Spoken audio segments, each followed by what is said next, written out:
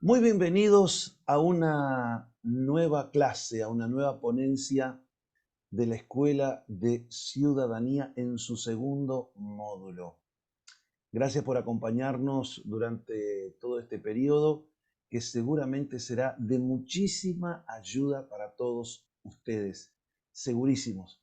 Nos alegraremos cuando al final de este proceso tu vida haya cambiado y te hayas preparado para servir de parte de Dios a nuestro país. Y hoy vamos a tener nuestra charla con el doctor Gerardo Amarilla. Hoy nos va a hablar de conceptos de economía, la redefinición de la llamada justicia social y los conceptos claves para que tú puedas entender cómo funciona la economía en un país, la macroeconomía. Y eso afecta obviamente la economía de cada uno de los ciudadanos y de las empresas que están en este país. Así que le damos la bienvenida al doctor Amarilla y comencemos pues la ponencia del día de hoy. Buenas tardes, buenas noches, según el horario que lo vean. Un placer estar con ustedes en esta edición de la Escuela de Ciudadanía. Primero aclararles que no soy un experto en economía, pero hoy me he tomado el desafío de compartir estos temas con ustedes. Eh, Vamos a hablar un poquito sobre los conceptos básicos de economía. Hablaremos también sobre 10 conceptos que tenemos que conocer, 4 elementos básicos, 10 conceptos que tenemos que conocer. Después analizaremos algunos paradigmas vinculados a, a la redefinición de justicia social y cómo los fundamentos de la economía influyen sobre esto, como un pensamiento sobre los temas económicos influyen sobre lo social. Y bueno, capaz que finalmente analizamos un poquito algunos ejemplos concretos muy cercanos. Uno en Paraguay, de hace algunos años, una decisión muy estratégica que tomó el gobierno de la época y que impactó fuertemente en la economía del país y el desarrollo del mismo. Y comentar un poquito lo que fue un anuncio de hace pocos días en Uruguay sobre la rebaja de impuestos. Y bueno, esto qué significa, qué supone, qué concepto tiene atrás y por qué se da y qué es lo que se espera, digamos, que esta rebaja termine impactando en la sociedad uruguaya, en la economía, en el desarrollo, en el empleo, en el trabajo. Así que bueno, si queremos algo, comenzamos entonces a hablar sobre 4 elementos de la economía. Perfecto, Gerardo, y creo que es un tema más que importante. Las elecciones dependen en gran medida de cómo va a estar la economía en ese momento. Es Exacto. uno de Estos elementos de la economía, estos 4 elementos, o esta presentación, eh, después le paso el link a los alumnos para que puedan en todo caso profundizar en esos y mm, estudiar un poco más o recordarlos. En realidad, se habla que la economía lo componen 4 elementos que tienen que ver con la etapa general de producción de bienes y servicios, este, y está todo vinculado a lo que es la economía de una sociedad, de un país, que es mucho más que la economía de un Estado, ¿no? O de un gobierno. En primer lugar, el primer elemento de la economía es la producción, que se relaciona con la creación de un bien o de un servicio. En esta página que les voy a dar después, pone un ejemplo que es el de una panadería. Estaría vinculado este primer elemento a la producción de pan, al producir pan, al cocinarlo, al amasarlo, o sea que a la producción del pan como elemento, como bien, en este caso, que se va a proveer a los clientes. El segundo elemento de la economía es la distribución, que son todas las acciones o actividades que suceden para que el producto ese llegue al consumidor. En este caso, la panadería sería, bueno, ubicarlo detrás de las vitrinas del pan, o también en el caso de esa gente que lleva el pan, lo distribuye a los diferentes clientes o en los diferentes locales de distribución. El tercer lugar, el tercer elemento, tiene que ver con el comercio, el intercambio de bienes o servicios entre empresas, personas y todos los elementos que tienen que ver con ese intercambio, ¿no? El pago, la forma del pago. En el comercio, en el caso del ejemplo nuestro de la panadería, sería, bueno, por un lado sería el comercio vinculado a la compra de insumos para producir el pan y después la venta del producto como tal, ¿no? Y obviamente a cambio de un precio que es para mantener los gastos del emprendimiento, la compra de insumos, eh, los salarios de los empleados, en fin, todo lo que tiene que ver con la actividad de la panadería. Y finalmente se encuentra el consumo, que es la adquisición de un bien o de un servicio al fin de satisfacer una necesidad específica del cliente. En este caso, comer pan o comer bizcocho, que a mí me gusta mucho, me hace mucho bien. Sí, bueno, volviendo a la panadería, sería un poco el consumo de lo que se produce en la Claro, panadería. 4 elementos, vuelvo a repetir para que quede claro, que serían la producción, la distribución, el intercambio comercial y después el consumo. 4 elementos que tienen que ver con elementos de la economía. Una definición de economía muy básica que nos da también otro sitio de internet que después le pasaremos el link correspondiente, eh, que lo firma John Nash, habla que la economía es una ciencia social.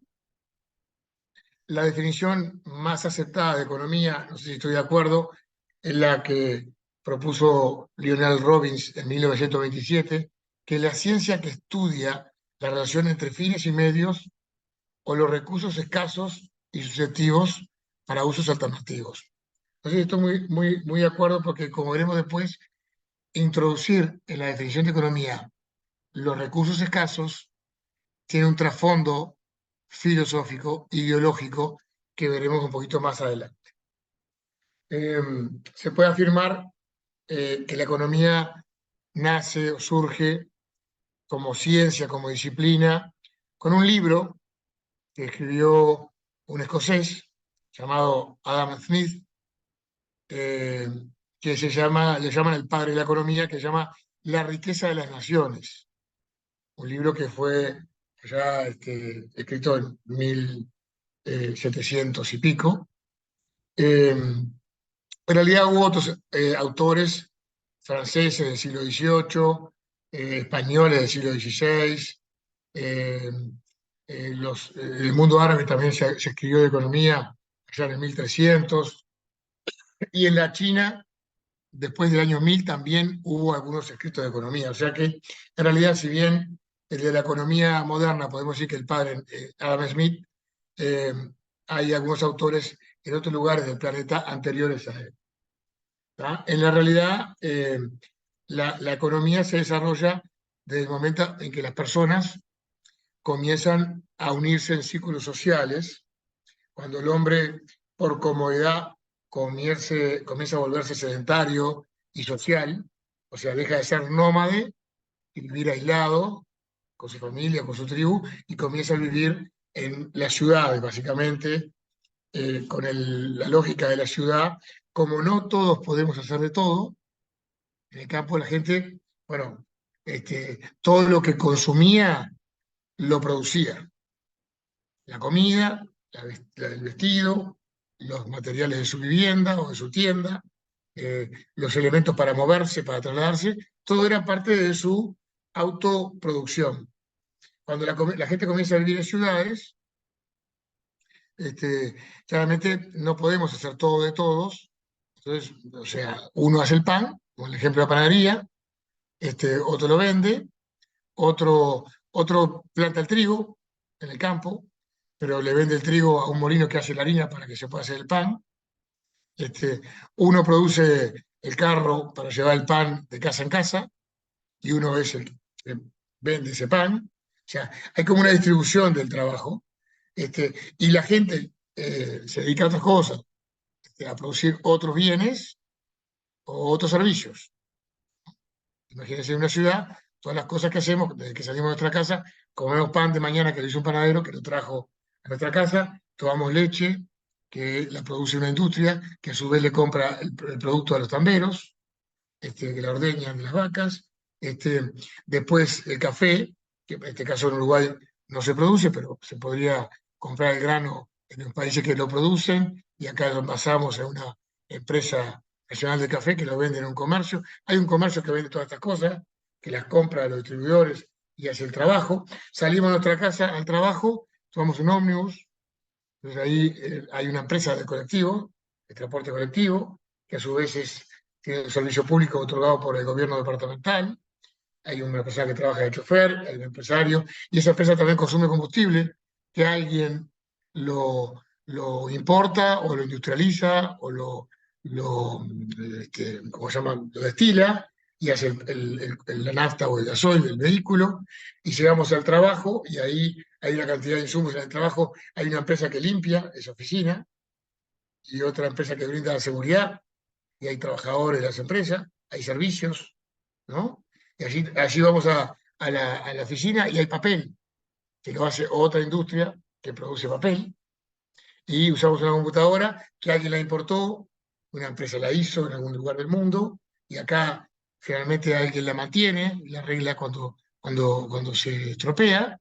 Entonces, bueno, ahí vemos cómo hay una cantidad de actores que comienzan a funcionar en la sociedad para que se cumplan el intercambio y la vida en sociedad. Eh, Sí, la claro, economía es como el cuerpo de la economía, ¿no? Cada miembro de la sociedad cumple una función cumple una función y aporta una solución a los a la problemas que necesidad de surgen otro, a la a la necesidad de necesidad de otro. otro. Y cuando no se cumple acorde esa función, o hay un costo alto, ahí, bueno, ahí hay un tema de reclamos, todo lo demás. Eh, Ahí trabajan los abogados, los abogados son los gobiernos, que claro, ahí son a veces una solución y a veces son un problema, ¿no? claro. Como en todos lados. Eh, la economía, cuando hablamos de economía, generalmente pensamos de manejar dinero o tener una empresa. Si bien es cierto que la economía, el dinero es un elemento importante, y las empresas también, no es solo eso, la economía es mucho más.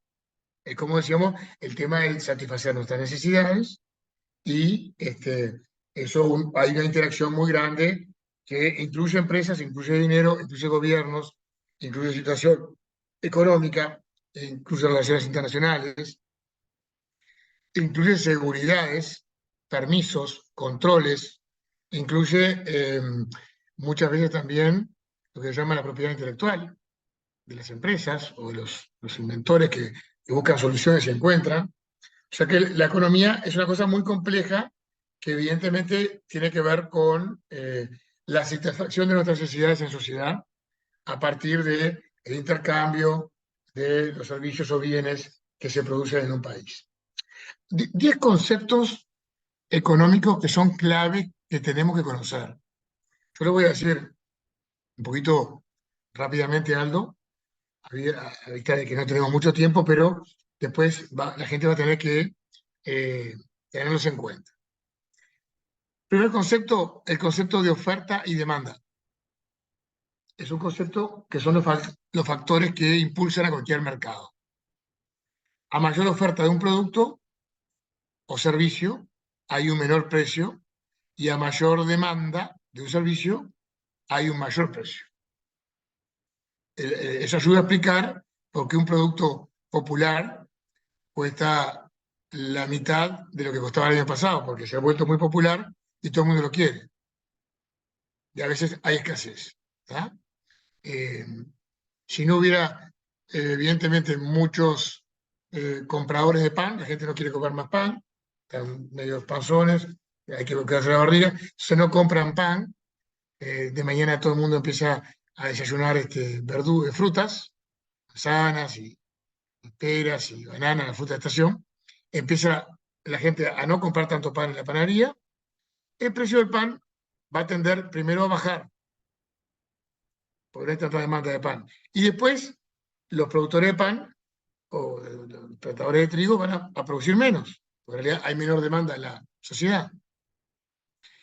La fruta, que es más consumida de desayuno, va a comenzar a subir de precio, porque todo el mundo quiere manzana y banana y pera y uva. Entonces va a venir a la feria todo el mundo a comprar fruta temprano, y Ahí como en realidad yo tengo un cajón, y claro, lo vendo rapidísimo porque todo el mundo viene a comprar, lo pongo un poquito más caro porque lo voy a vender igual y voy a ganar un poco más ganancia. El tema de la oferta y la demanda del mercado. Oferta y demanda, concepto clave que tenemos que conocer. Segundo concepto es el valor y precio. En lenguaje común, ambos términos se utilizan como sinónimos, pero en economía el significado es diferente. El valor es el expresado en términos de dinero, mientras que, perdón, el precio es el valor expresado en términos de dinero. ¿Ya? 50 pesos el kilo de pan, muy barato. Mientras que el valor se expresa en términos de otros bienes. El valor digamos, del pan expresado en otros bienes. Eh, por ejemplo, un kilo de pan sale, yo qué sé, no sé, 2 boletos de ómnibus, por decirlo, ¿no? Tiene un valor diferente. Incluso se puede comparar. Hay una comparación muy interesante, hablando de valor y precio, una hamburguesa de una famosa cadena de la economía, póngale que está a 150 pesos en Uruguay, esa hamburguesa. Pero en realidad hay un índice de lo que debería valer el dólar en todo el mundo, que se toma en cuenta el valor a esa hamburguesa, a esa cadena que está en muchos países. Entonces, bueno, el índice de la hamburguesa de nuestro país marca que el dólar aquí está un poquito más barato de lo que debería estar, porque la hamburguesa, más allá de que sale 150 pesos, está a más de $3 y en otros países está a bastante menos en precios de dólares. Entonces, eso, valor y precio son sinónimos, pero tienen un significado diferente. Costo-beneficio es básicamente también otro concepto, que es la lista de pros y contras que probablemente uses a pequeña escala diario. Por ejemplo, cuando encuentras un par de zapatos, pero no sabes si deberías gastar tanto y evalúas qué tanto lo podrías usar, ahí está el tema del costo-beneficio. ¿Tá? Por ejemplo, yo este año me compré un par de zapatos, me quería comprar un par de zapatos y tenía la diferencia entre dos, uno que tenía una marca muy conocida, muy renombrada y que seguramente me dure varios años, y uno que era bastante más barato, pero que por ahí capaz que al poco tiempo se me rompía. Entonces ahí el tema del costo-beneficio, y bueno, yo invierto un poco más en este producto, pero tengo un beneficio porque lo voy a usar 3, 4, 5 años. Tengo ropa, ya estoy en la edad que le digo a mis hijos, esto me lo compré hace 10 años y todavía lo uso. Y a ustedes lo uso un año ya no sirve para nada. Bueno, ese es el tema del costo-beneficio. De un costo a veces más importante, pero si los comparamos con el beneficio que nos da, no es tanto el costo de este bien o de este servicio. Otro elemento, otro concepto de economía que tenemos que conocer es el famoso Producto Bruto Interno o Producto Interno Bruto, también se dice de las dos maneras, el PIB o el PBI. Este, es una medida interesante que tiene que ver con la actividad de un país. Ahí salimos un poquito de la escala de la economía personal o familiar, y el Producto Bruto Interno tiene que ver básicamente con el Producto Bruto que tiene un país. Y ahí sumamos todos los elementos de la economía, lo que se produce, lo que ingresa por turismo, lo que genera el propio Estado, todo eso se pone en una bola, los bienes que tienen sus ciudadanos, es el Producto Bruto Interno de un país. Después habría que leer cómo esto nos afecta o no la vida, si sube el Producto Bruto Interno o baja, cómo al país los beneficios los perjudica y a cada uno de sus habitantes. Otro elemento, otro concepto que tenemos que tener claro son los incentivos. En economía es muy importante, es cualquier cosa que nos motive a hacer una determinada cosa o compra de un determinado producto. Por ejemplo, a los empleados muchas veces se les dan bonificaciones, presentismo, o un cumplimiento de meta de la empresa, le dan un bono extra. O a los consumidores a veces para comprar un descuento con tal o cual tarjeta, un 15 o un 20%, si se han visto los carteles, es un beneficio que se llama, es un incentivo, tanto para trabajar, para producir o para consumir. A veces el Estado también le da a las empresas, por ejemplo, hay algunos incentivos económicos de descuento de impuestos En Uruguay nomás, la COMAP, aquellos inversores que invierten en determinado dinero, que supone que importan bienes para producir, o para trabajar, o para generar empleo, allí el Estado le da unos incentivos que le baja algunos impuestos.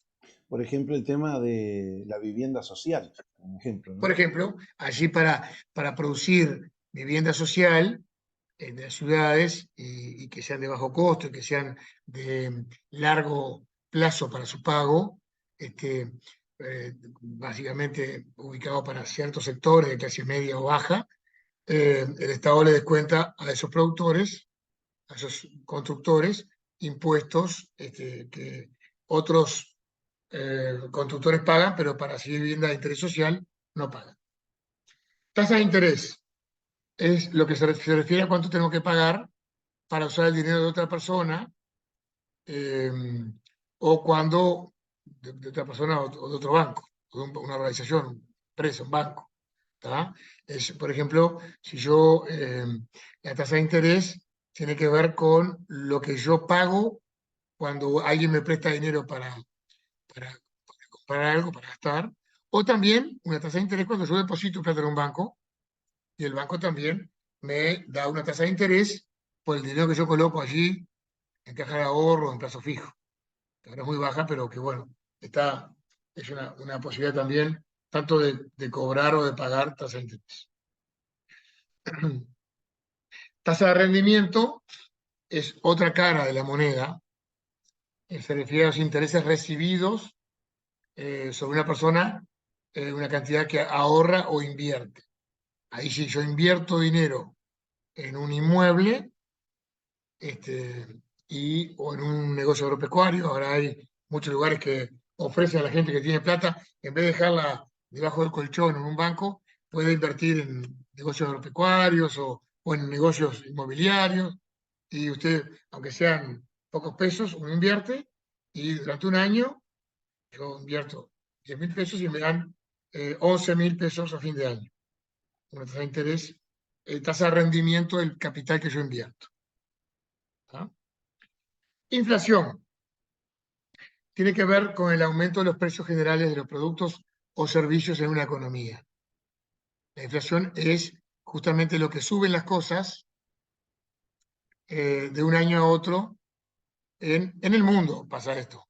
Según los países, hay países en los que sube más o sube menos según la situación económica de ese país, el Producto Bruto Interno, la impresión o no de papel moneda, la devaluación respecto a otras monedas, que en algunas son el dólar, pero también hay tasas de referencia del euro o del yuan chino, o del petróleo. Entonces ahí, según eso, la moneda de los países a veces baja o sube, generalmente baja, y la inflación sube. Entonces, ¿qué pasa? Ahí lo que hoy valía 100 pesos a fin de año de este 2023 sale 110, o sea que la inflación se calcula en Uruguay 10%.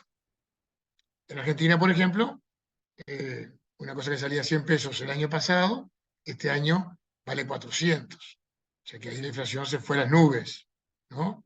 Se multiplicó. Es impresionante lo que están viviendo los hermanos de Argentina.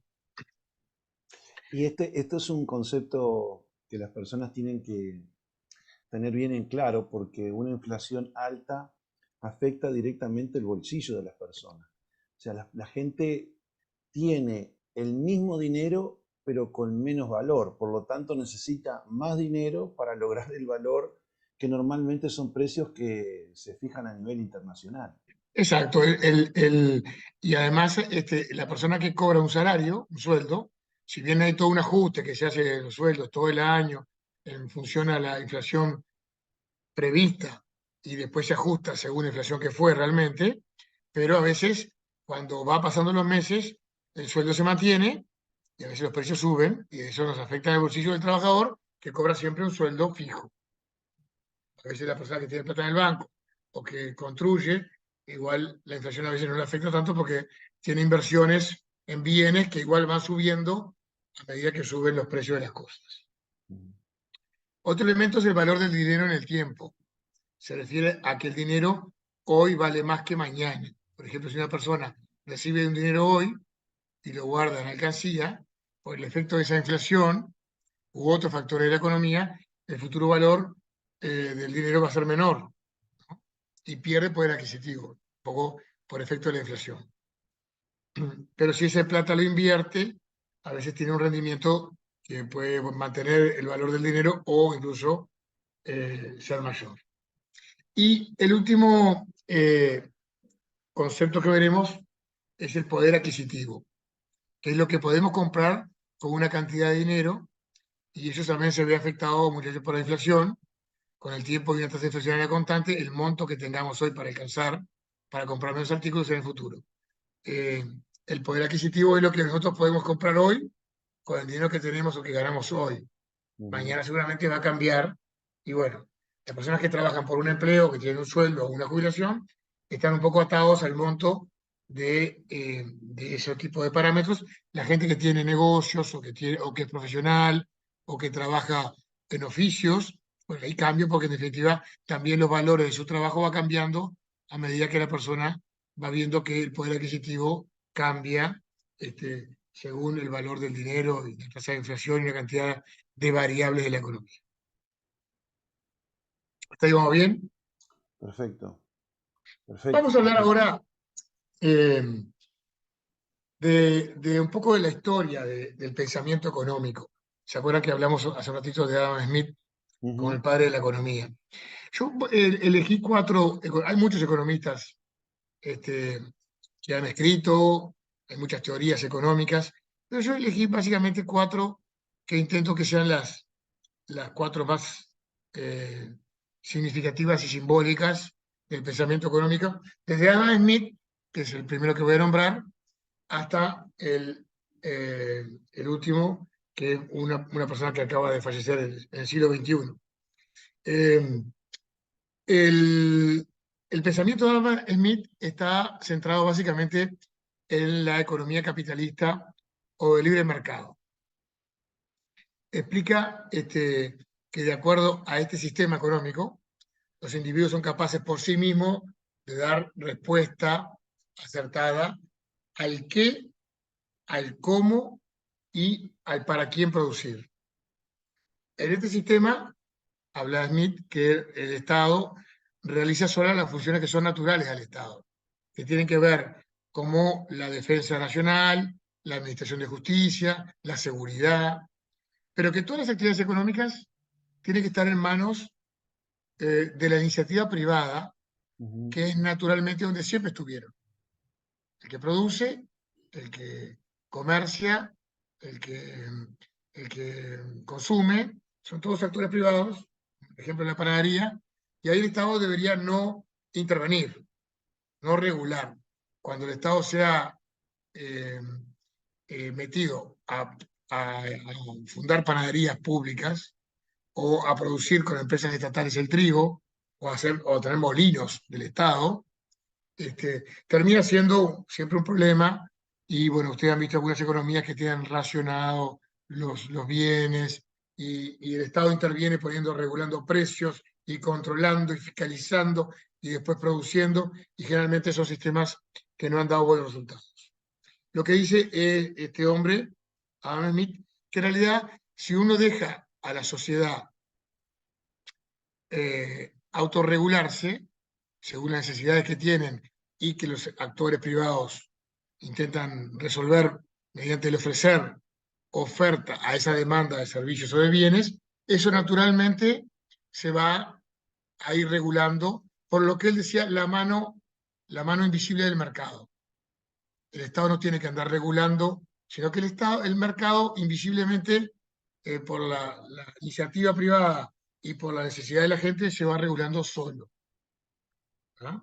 Esto es lo que decía Adam Smith, nació en Escocia, Inglaterra, en Reino Unido. Él escribió este libro allá en 1776. También tiene una visión, después veremos un poquito más adelante, también tiene una influencia del pensamiento de la Biblia. Era hijo de una familia este, puritana, y bueno, el pensamiento bíblico tiene mucha influencia en este economista Adam Smith. Eh, escribió este libro que habló sobre las riquezas de las naciones. El mundo económico está movido por el interés personal, promotor de la división del trabajo y el cambio, dado un estilo más riguroso de la ciencia económica, que iniciará, digamos, lo que fue el concepto de la economía del libre mercado. A esta concepción de Adam Smith, que ya les digo, es allá de los años 1700 y pico, siglo XVIII, surge la contracara, que es el pensamiento económico de Carlos Marx, que es un pensador alemán, fundador del pensamiento marxista, y que básicamente lo que él dice es, no, en realidad la economía capitalista debe terminar. El capitalismo debe terminar como modelo de resolver los problemas de la sociedad. Y acá tenemos que ir hacia una sociedad que debe ser igualitaria. Se deben terminar por decreto las clases sociales. Todos debemos tener lo mismo. Debemos terminar con la propiedad privada, o sea que no debe existir más la propiedad privada. Y según él, el capitalismo es un sistema que explota a los trabajadores, eso de poner un capital para que alguien, bueno, en este caso, inaugure una panadería y la panadería tenga empleados que amasan el pan, prenden el horno, cortan el pan, venden el pan. Eso tiene que terminar porque esos trabajadores son explotados por el dueño de la panadería y hay un tema de una plusvalía. El hombre de la panadería pone plata para establecer el comercio y generar todo ese emprendimiento, y del trabajo de los trabajadores él saca un porcentaje para que su capital aumente. Esto es cierto, es la ganancia, pero en realidad si no hubiera este emprendimiento y el hombre no pondría ese capital, no hubiera panadería y no hubiera trabajadores. ¿Sí? Se genera un tema. Él hablaba de la plusvalía, Marx, que era esa diferencia entre el fruto del trabajo y lo que rendía la venta del pan, para seguir con el ejemplo. O sea que básicamente tenemos que eliminar el capitalismo, reducir el consumo, hay que reducir el consumo necesario, el Estado nos va a decir qué es lo que podemos consumir. Eh, eh, los medios de producción, todos deben estar en manos del Estado, el que produce el trigo, el que, el molino que hace la harina, la panadería, deben ser todos en manos del Estado, y por lo tanto el Estado, representante teóricamente del pueblo, es el que va a proveernos del pan a un precio que sea justo, y todos vamos a poder vivir en un mundo donde no haya afán de lucro, no haya eh, interés por Codicia. mejorar, se nos corte un poco ese influjo de mejorar, de progresar, sino que tenemos que vivir con lo que el Estado nos da, que además hay que ver quién resuelve, quién manda en el Estado. Claro, porque el Estado no es algo absoluto, no es una maquinaria, o sea, el Estado está gobernado y dirigido por personas. Exacto. Y esto, bueno, en las ideas principales del marxismo, tiene que ver entonces con eh, el capitalismo hay que destruirlo, eh, el proletariado, los trabajadores van a ser los que van a mandar en la futura sociedad, va a haber un sistema socialista donde todos seamos iguales, y allí no va a haber clases sociales, va a haber un gobierno electo por esos trabajadores, que va a ser un poco el que va a regir la sociedad. Esta teoría que pensó Marx, que la escribió en un libro que se llamó El Capital. Acuérdense el nombre de los libros, porque después pueden buscar un resumen o un video. La riqueza de las naciones de Adam Smith, El Capital de Carlos Marx. En realidad, esta teoría se puso en práctica o se puso en prácticas a media en el régimen socialista soviético y los países de ese bloque, donde se intentó eliminar a la burguesía, pero claro, se terminó generando una clase social, dos clases sociales, una que era la gobernante y otra los gobernados. los trabajadores, todos los que cumplían ese papel de producir, industrializar, comerciar, cooperar, y después la clase gobernante, que era el buró del Partido Comunista Soviético, que a los que mandaban tenían otros bienes, otros privilegios, hacían sus negocios, y además no había un control ni de otros poderes, ni control de los votantes, que no se votaba, había una suerte de asambleas que elegían a los representantes de barrio, de ciudad, de estado, en fin. Como quien no quiere la cosa, se transformó en un estado empresario. Eso Exactamente, mismo que quisieron matar, hacer desaparecer, ahora se transforma en la persona del Estado. absolutamente. Importante decir que a nivel religioso, el marxismo, este, Carlos Marx, establece que un elemento no menor, esto también tiene un pensamiento filosófico atrás de la economía de Marx, que primero habla de que las sociedades han evolucionado y se han desarrollado por los conflictos, lo que se llama el materialismo dialéctico. La economía es la base de la sociedad, es el fundamento, no hay otra cosa más importante que la economía. No existe nada que no sea materialismo, no hay nada fuera de lo material, o sea, no existe el espíritu. Y habla justamente que las religiones en el mundo, son la droga de los pueblos. Decía el opio de los pueblos, porque en ese momento el opio era la droga más conocida. Decía, las religiones son una droga para los pueblos que lo adormecen al pueblo, lo hacen pensar en el más allá y se olvidan del más acá. Y dice que la salvación de la humanidad para Marx estaba en la tierra, no en el cielo. ¿Tá? Otro pensador, eh, que surge fines del siglo XIX también, ya un poquito posterior a Marx, porque él en realidad, surge, el pensamiento de él en Estados Unidos, pero es un poquito, de alguna manera, en realidad británico, pero su influencia tiene mucho que ver con el pensamiento después que se aplica en Estados Unidos.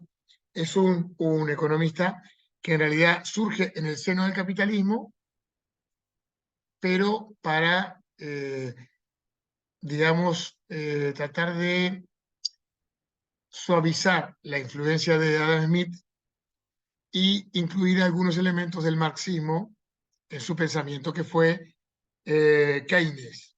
Se habla mucho del keynesianismo. John Maynard Keynes. Este hombre, este, habla de la revolución keynesiana, que justamente lo que planteó es, a contraposición de aquel pensamiento, del liberalismo de Adam Smith, que era que el Estado tenía que ser, dejar hacer y dejar pasar, que el mundo se regula solo, el laissez-faire, laissez-passer, se dice en francés. El Estado debe, según Keynes, intervenir un poco para, arreglar algunos temas del mercado. El mercado a veces no resuelve todos los problemas, entonces el Estado debe intervenir dentro del capitalismo para que, si bien el capitalismo debe seguir, pero una intervención que busque, equilibrios dentro de la sociedad. Eh,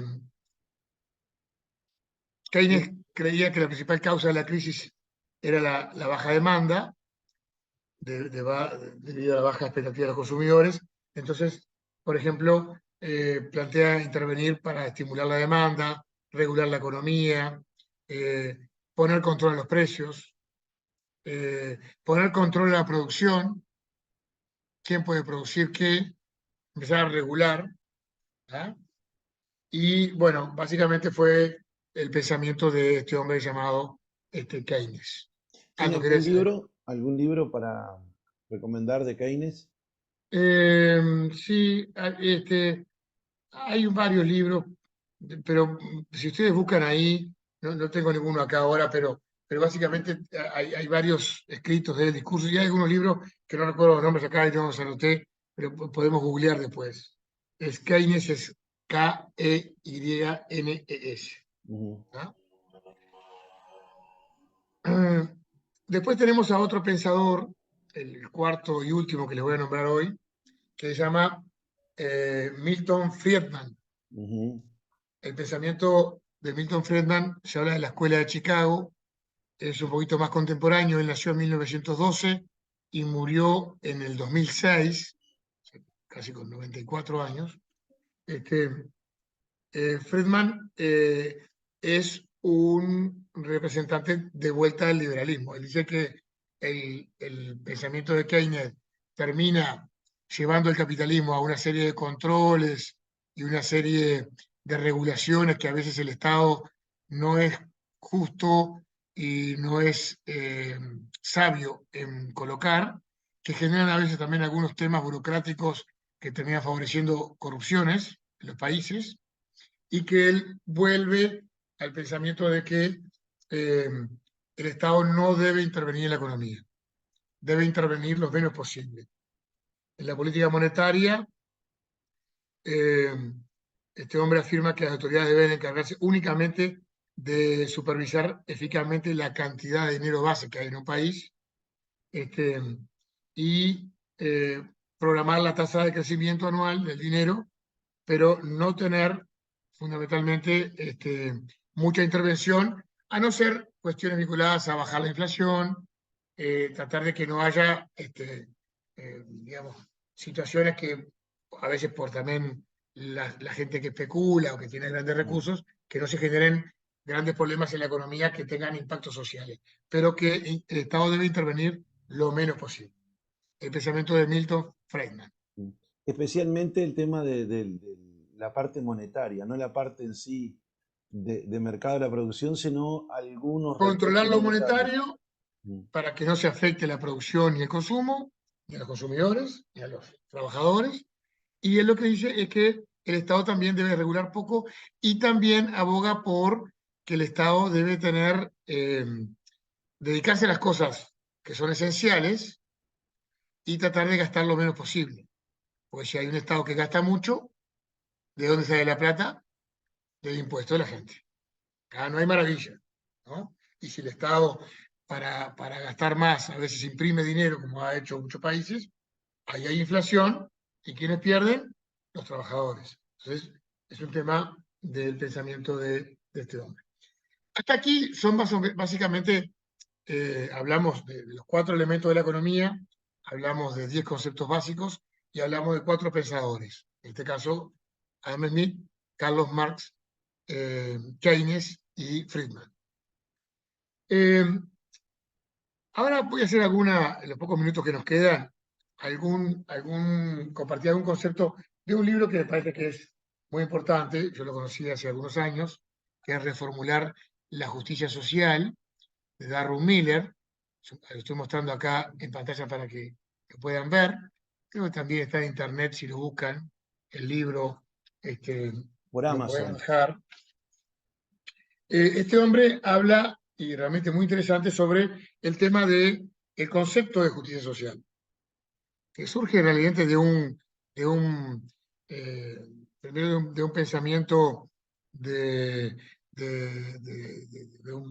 uno de los pilares de la Iglesia Católica, que fue Santo Tomás de Aquino, y que después hay un teólogo italiano del siglo XIX, que es el que acuña el concepto de justicia social, de que realmente la justicia general que hablaba este, eh, Tomás de Aquino, pensando en la justicia personal de los individuos que uno tiene que tener según la Biblia, hay una justicia general que debemos propender para la sociedad, para el lugar donde estamos, y este pensador italiano, que también es un sacerdote jesuita, habló de la justicia social como concepto, que justamente como de alguna manera tendemos a la redistribución de la riqueza. Le pedimos al más rico que dé plata para que el Estado le distribuya esa plata a los más pobres.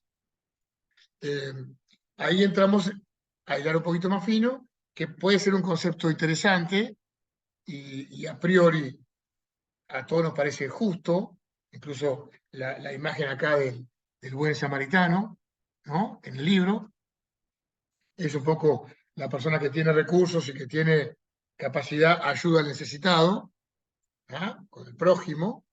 El tema es cuando esto se lo imponemos al Estado. cuando el samaritano no va a ayudar a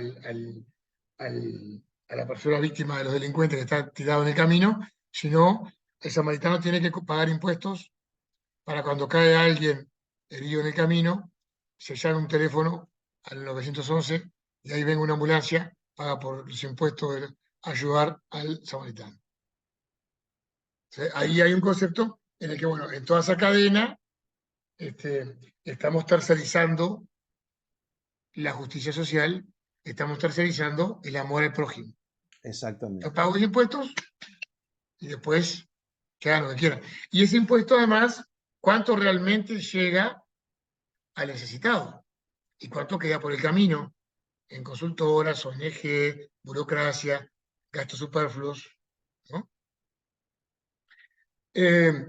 Este hombre, Darrow Miller, habla de la filosofía social y habla acá de dos pensadores. Miren, habla de Max Weber, ya hablamos alguna vez de él, hijo de una familia perteneciente a la Reforma Protestante alemana, cree que las ideas acarrean consecuencias y atribuye el desarrollo económico del norte de Europa a la ética protestante del trabajo.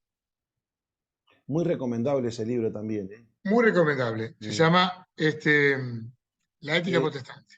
la- la- el capitalismo y la ética protestante. Exacto. Él creía que la libertad política y la libertad económica facultaba a la gente para establecer sociedades que crearan riqueza en aras del bien común. Después tenemos a Carlos Marx como contraparte de Max Weber, los dos son alemanes.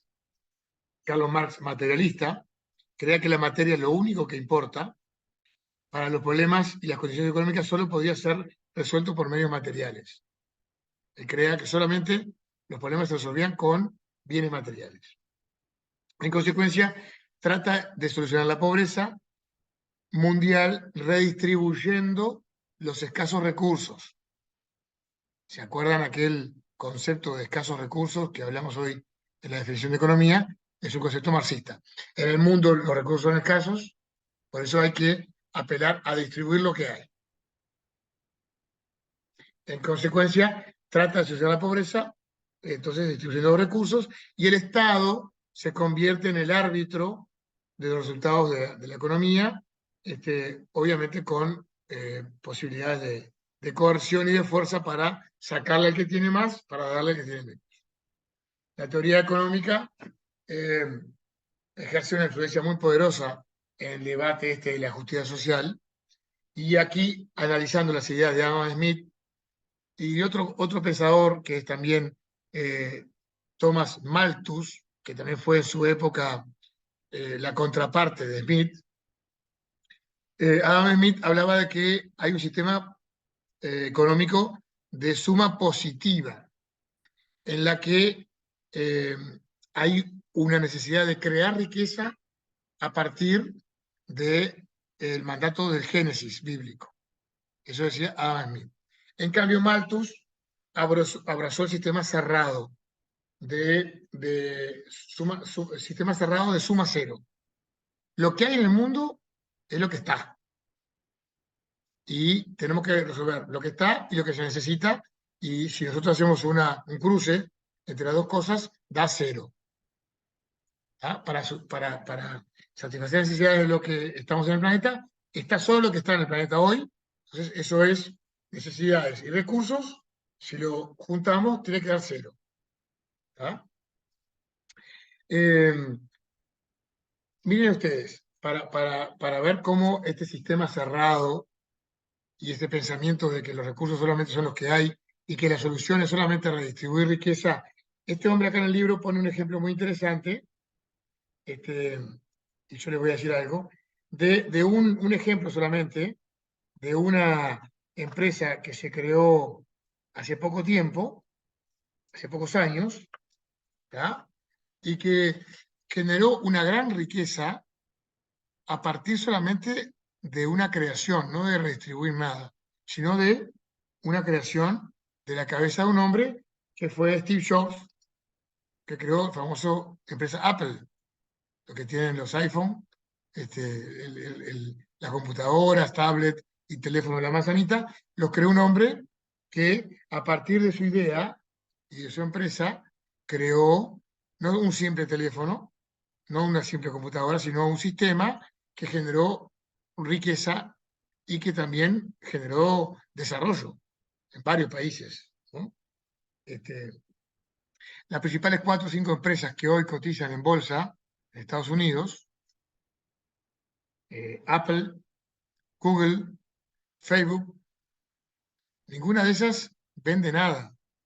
O venden, pero lo más importante no es el líquido, o el pan, o la harina. Venden cosas que consumimos que son creadas a partir de invenciones, de juegos, de distracciones, de comunicación, de herramientas para el trabajo, de herramientas para la producción.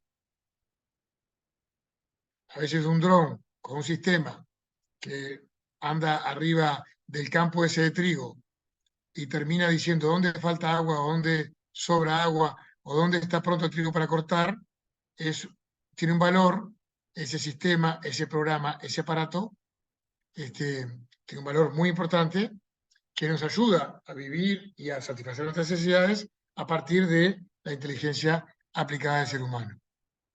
Que también el tema de la invención de las cosas, que genera riqueza, también tiene que ver con un anclaje bíblico, ¿no? De que somos hechos a imagen y semejanza de Dios, que antes que nada fue creador. Y nosotros también, a su imagen y semejanza, creamos cosas o descubrimos cosas que él ya había pensado. Les voy a leer Claro. una tabla ahora que me parece muy interesante, que es para ir terminando ya, sobre justamente cómo 2 concepciones del mundo, de la economía, de la justicia social, de la riqueza, se ven claramente en la concepción del pensamiento judío-cristiano, que cree en Dios, y del pensamiento ateo materialista, que solamente cree en lo que ve. Lo que dice el pensamiento judío-cristiano es que el universo es un sistema abierto, que la riqueza no es solamente lo que hay hoy, sino que pueden haber más cosas. Para el ateísmo materialista, el universo es un sistema cerrado. Para el pensamiento judío-cristiano, los seres humanos somos hechos a semejanza de Dios, y para el pensamiento ateo materialista, son bocas que alimentar. Por eso están tan preocupados los materialistas en la población mundial, y están preocupados para que no siga creciendo, que se reduzca, que no sigamos creciéndonos y multiplicándonos, como dice Génesis, sino que tenemos que tender a eliminar población. Habla de que el pensamiento judío-cristiano, los recursos son producto de la imaginación humana, y en el sistema materialista las cosas físicas que hay en la tierra solamente. El pensamiento judío-cristiano, en la economía hay una suma positiva que puede ir generando riqueza y produciendo cada vez más cosas. En cambio, para el pensamiento materialista ateo, la economía es suma cero. Para el pensamiento judío-cristiano, la naturaleza de la igualdad de las personas es la igualdad ante la ley. Todos somos iguales ante la ley. Y después cada uno tiene sus diferencias, según sus aptitudes, su conducta, su esfuerzo. En cambio, para el ateísmo materialista hay igualdad de resultados. Todos tenemos que ser iguales y recibir lo mismo y tener lo mismo. ¿Cómo se soluciona la pobreza? Para un sistema de pensamiento judío-cristiano, se soluciona la pobreza creando riqueza. Para el pensamiento materialista, hay que redistribuir los escasos recursos. Para el sistema judío-cristiano, el gobierno debe ser un autogobierno interno y el Estado debe ser responsable de las cosas básicas ante ciudadanos libres. Para el pensamiento materialista, el Estado debe ser grande e imponer su voluntad sobre todo el pueblo. La propiedad para el sistema cristiano debe ser privada, a partir de la Biblia, cada uno tenía sus bienes, ¿no? En cambio, en el sistema materialista, ateo, marxista, la propiedad debe ser estatal, del Estado que sea propietario de todo. el principio operativo del judío cristiano es la libertad, y el principio operativo del sistema materialista es la tiranía, o un gobierno muy poderoso que tenga realmente una autoridad muy importante sobre los ciudadanos que para él no valen nada. Eh, los pobres para el sistema judío-cristiano son individuos de una comunidad y básicamente deben ser también ayudados, contenidos, pero sobre todo, bueno, son parte de la realidad que vivimos. Y para el Estado materialista, los pobres deben ser ayudados por el gran aparato estatal. El Estado debe ser responsable de que no existan pobres, ¿no? Hay como una condición ahí y allí tiene que hablar sobre la distribución.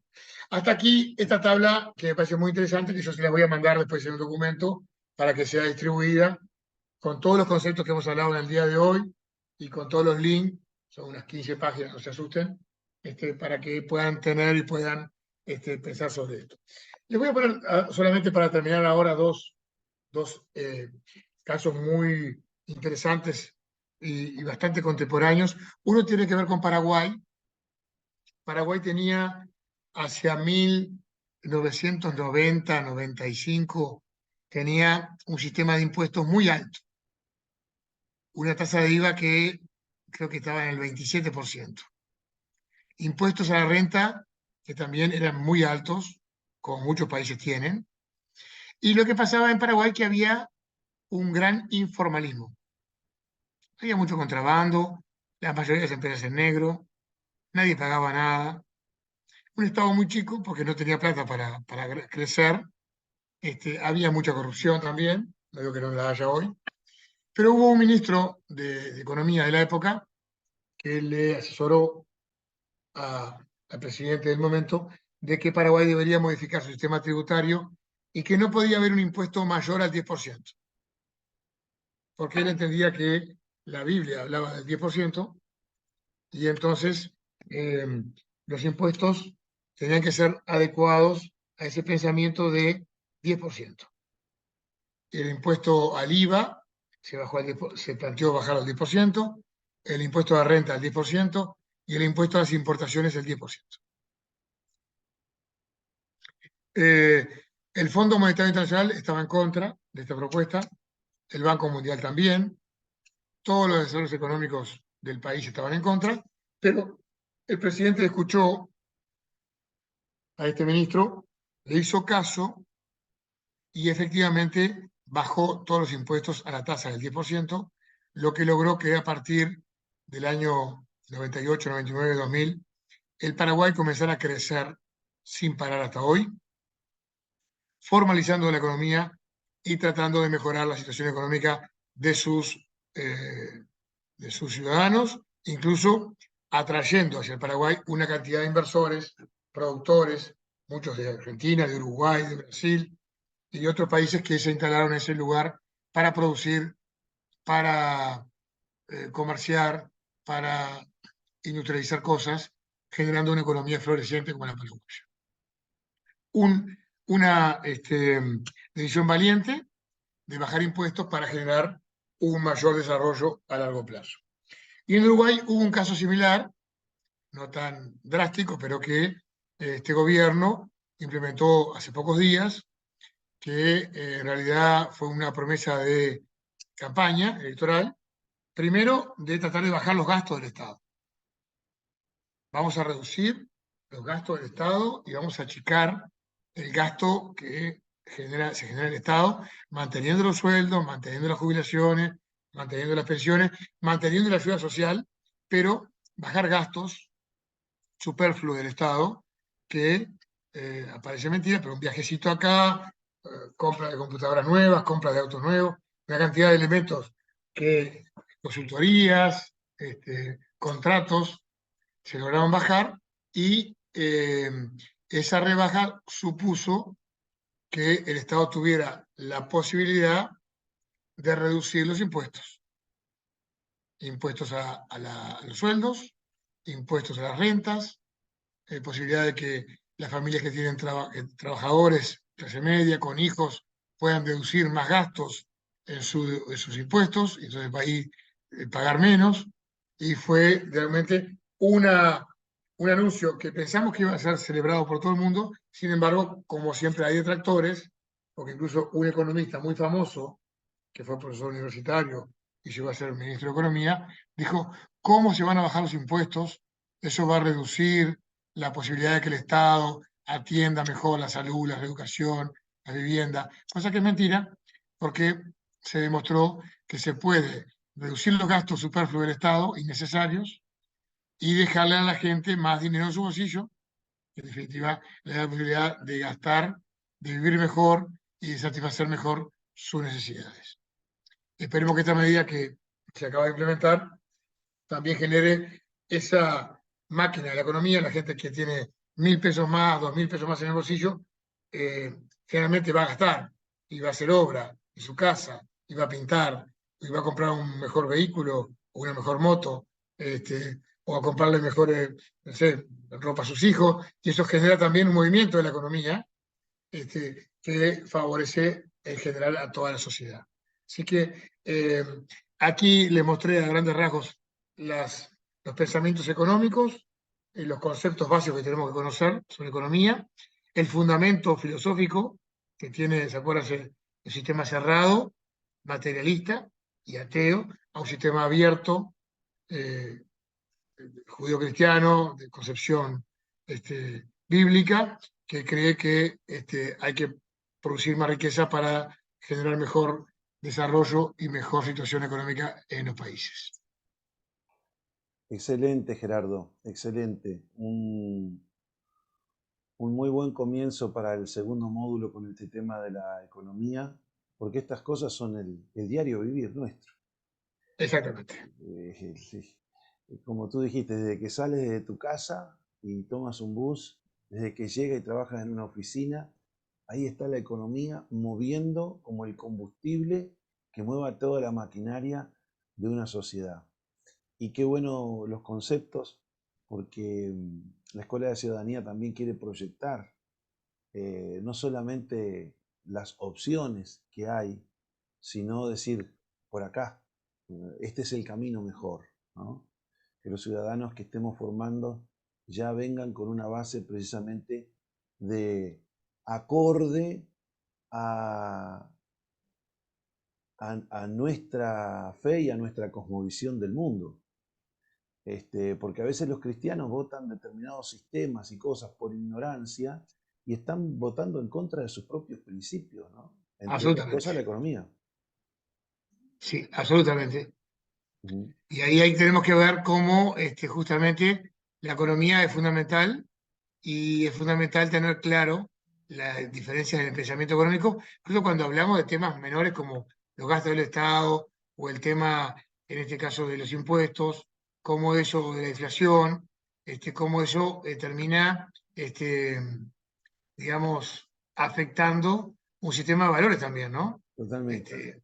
Porque eso también tiene que ver con el tamaño del Estado, el tamaño, la cantidad de funcionarios públicos, lo que se genera también muchas veces de controles, de ineficiencia, de Ujú, burocracia, de corrupción, lamentablemente, ujú. que los países han caído por sistemas tan complejos, tan costosos, tan burocráticos, que terminan aplastando la iniciativa privada y que, bueno, terminan afectando a sociedades enteras y generaciones enteras, ¿no?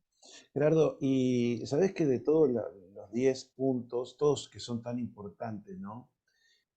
Hay sistemas, por ejemplo, como mencionaste, el de Marx y de la economía cerrada, que carecen del incentivo.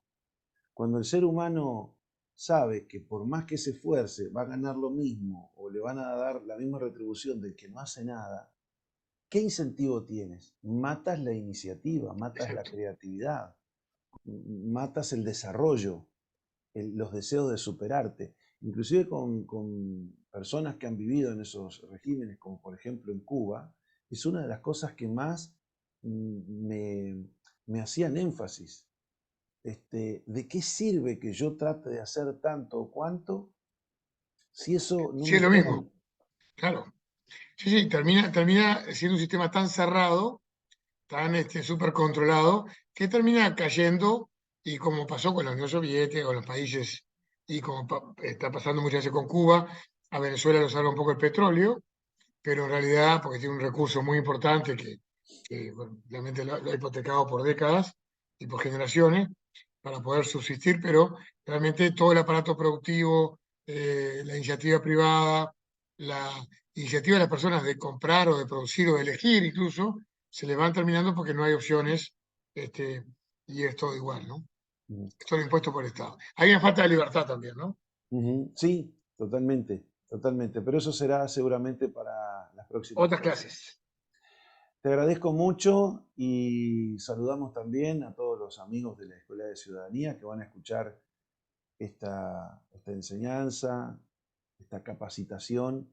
Y bueno, pueden escuchar el video una y otra vez, sacar apuntes. Yo, Gerardo, estaba sacando apuntes Yo mientras... te vi, pues ya te pasé ahí el documento, así que ya con la clase de mañana, al finalizar, no antes para que no se distraigan, le pasas el documento para que lo vean.